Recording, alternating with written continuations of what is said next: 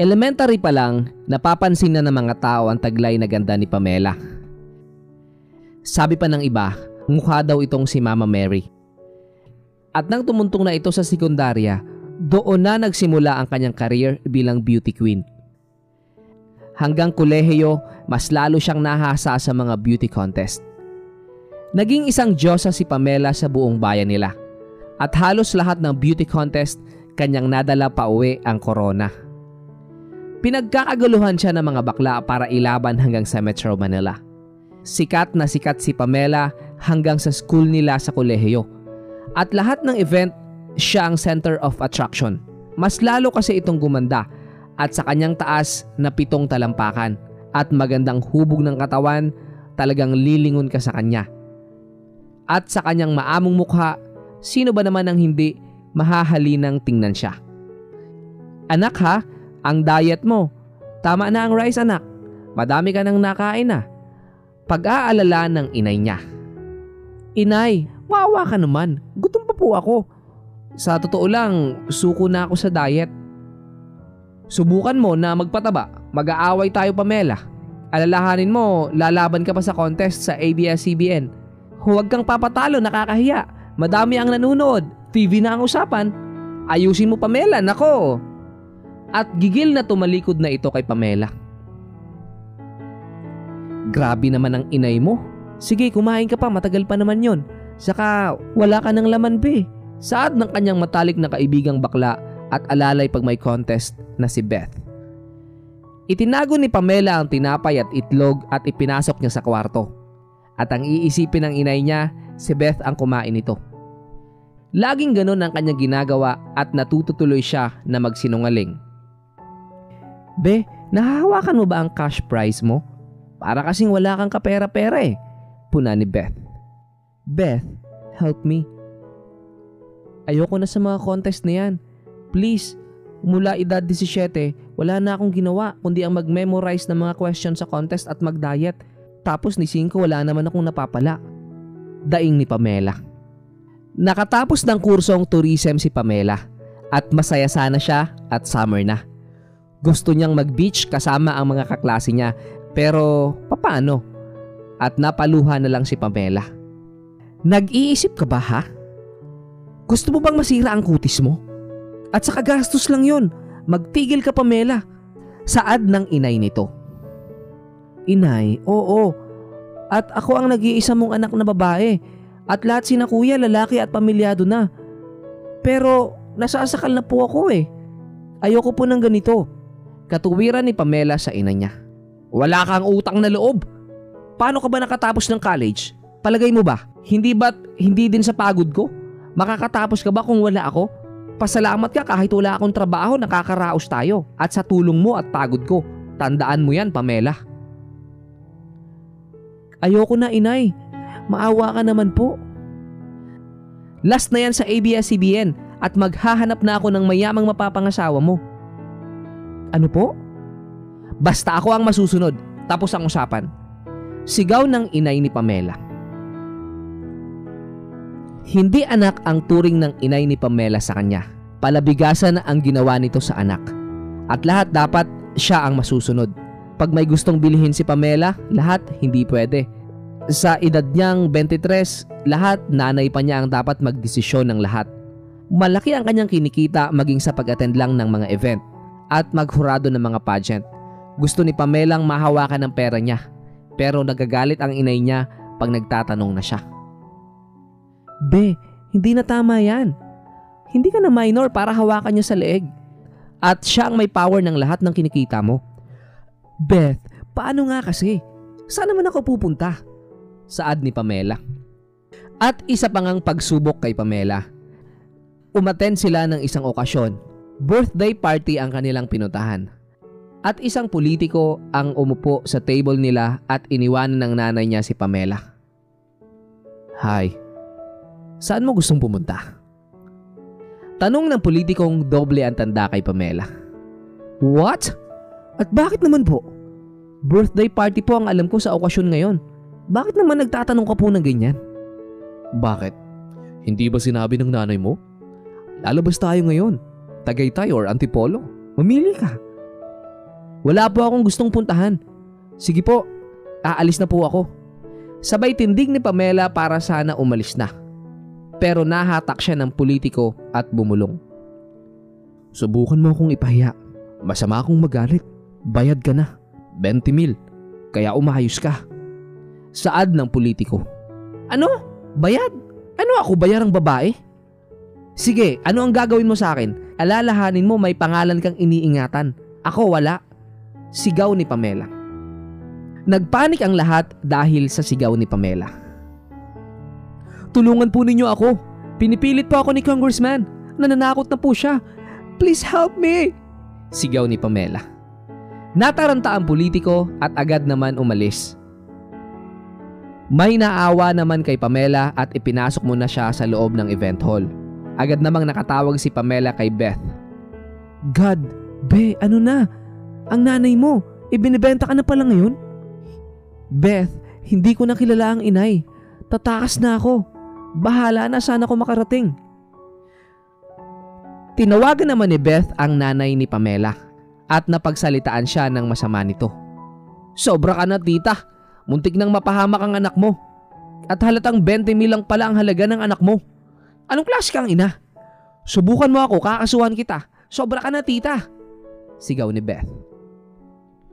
Binabaan lang ng phone si Beth ng nanay ni Pamela.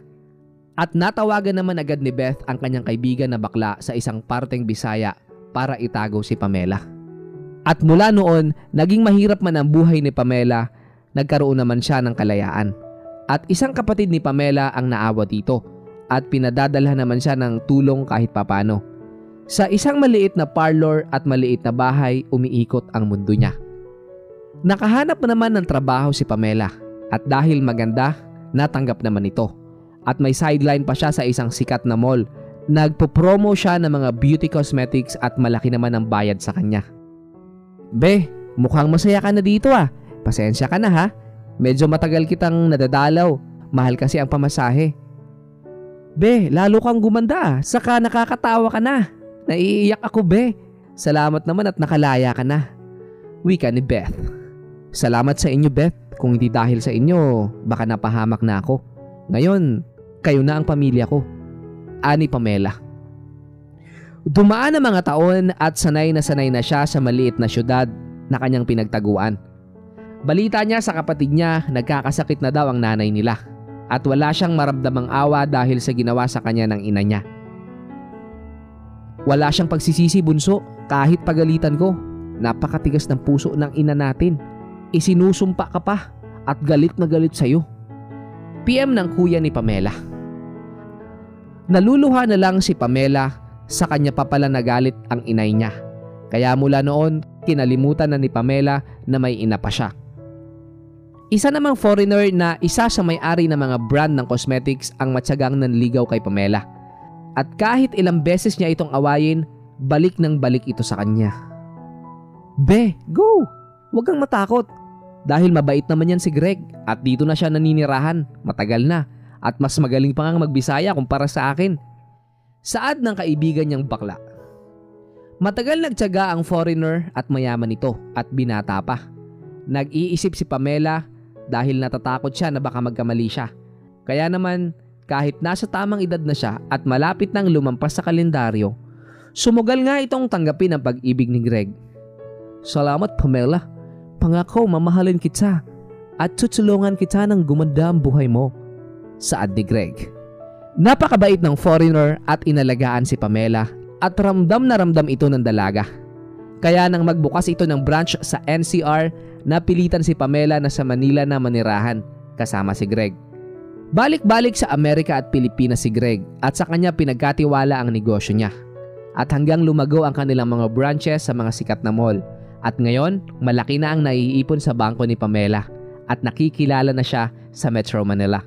Kita mo, mahal ko? Yan ang pangako ko sa'yo. Pagagandahin ko ang buhay mo. At kahit hindi maganda ang naging buhay mo noon, ngayon naman, mayaman ka na at wala ka nang iisipin pang problema. Ani Greg. Salamat mahal. Napakabuti mo sa akin. Saad ni Pamela. Dahil kailangan na ni Greg na mamalagi sa Amerika, pinakasalan niya si Pamela para madala niya ito sa ibang bansa at magka-green card. Simpleng kasalan lang ang naganap at masayang masaya si Beth para sa kanyang kaibigan. At dumating ang dalawang kuya ni Pamela at halos maubos ang luha nito nang makita ang dalawang kapatid niya. Tahan na bunso namin, pasensya ka na. Wala kami noon sa tabi mo. Mahirap din kasi ang buhay may asawa namin noon. At malalayo kami kaya pasensya ka na sa kuya mo ha. At napaawa si Pamela sa kuya niya dahil payat at ramdam ni Pamela na mahirap nga ang pamumuhay ng mga ito, maging ang kanilang mga anak at asawa. Mahal, tulungan mo sila. Karapatan mo yan, kapatid mo sila. Bulong ni Greg. Binigyan nga ni Pamela ng puhunan ang mga kapatid niya at binago niya ang buhay ng mga ito. At magaan ang loob niya na sumama na kay Greg sa Amerika. Napakabait ng pamilya ng asawa niya at maraming Filipina na asawa din ng kanyang mga pinsan at ilang kamag-anak. Kaya naman tuwang-tuwa si Pamela. Ang negosyo nila sa NCR nananatiling lumalago sa tulong ni Beth at ilang kaibigan ni Pamela. Naiiyak si Pamela pag binabalikan niya ang kanyang nakaraan at naiisip din naman ito ang ina. Kuya, kumusta ang inay? Naku bunso, napakatigas pa rin. Itinatapon ang mga pinapadala naming pagkain. Matanda na ang inay at lalong sumama ang ugali. Maging mga kamag-anak natin ay kaaway na niya. Bakit siya ganun kuya? Gusto ko siyang tulungan pero paano? Malabo bunso. Sabi ng mga kamag-anak natin, hayaan na lang hanggang hindi na ito makaya pang bumangon. Na ospital at pinadala ni kuya ng pera ang tiya. Ganun na lang siguro ang gagawin natin bunso. Wika pa ng isang kapatid ni Pamela. Masakit para kay Pamela ang sinapit ng kanyang ina. Kung sana naging ina siya sa akin, sana naaalagaan ko siya ngayon.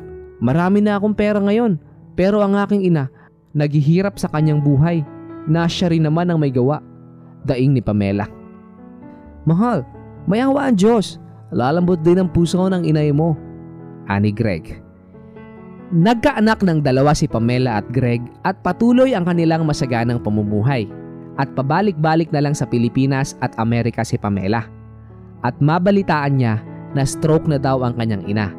Agad siyang bumalik sa bayan nila kasama si Beth at bumalik sa kanyang alaala ang lahat. Inay, kumusta ka na? Ipapagamot kita ha? Tama na po ang galit, alisin mo na sa puso mo. Mayaman na po ako, bibigyan kita ng maraming pera pag gumaling ka na. Bulong ni Pamela sa ina niya. Hirapan ng magsalita at hindi na makakilos pa ang kanyang ina. Pero ang isipan nito malinaw pa. At nang makita si Pamela, nagmura pa ito at galit na galit. Tumaas ang BP kaya naman umalis na agad si Pamela. Pamela, pasensya ka na sa inay mo ha. Kami man ng mga kapatid, nasuko na sa pag-alaga sa kanya. Kaya lang, paano naman siya pag pinabayaan namin? Bata pa kami, ganyan ang ugali niya sa amin. At dahil panganay siya, takot kami sa kanya. Saad ng tiyahin ni Pamela. Hayaan niyo tiya, ako na po ang bahala sa inyo. Kung hindi nga po ako tumakas sa kanya, baka napariwara na po ang buhay ko.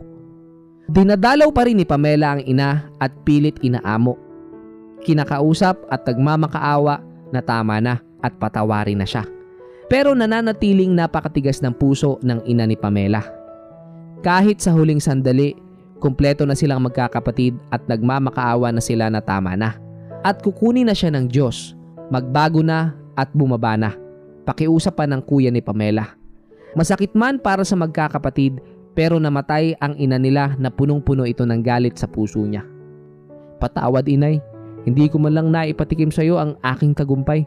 Umalis kang hindi mo man lang ako napatawad kahit wala naman akong kasalanan sa inyo. Sana po sa kabilang buhay man lang matuto kang magpatawad.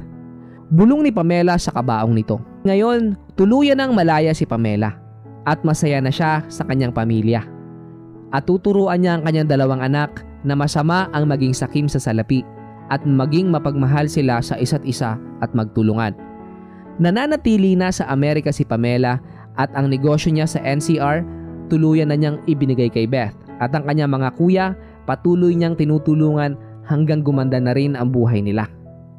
Salamat sa mahal, pangako, aalagaan kita kahit matanda na tayo. Sasamahan kita mahal ko at hindi ako titigil na iparamdam sa iyo ang tunay na kalayaan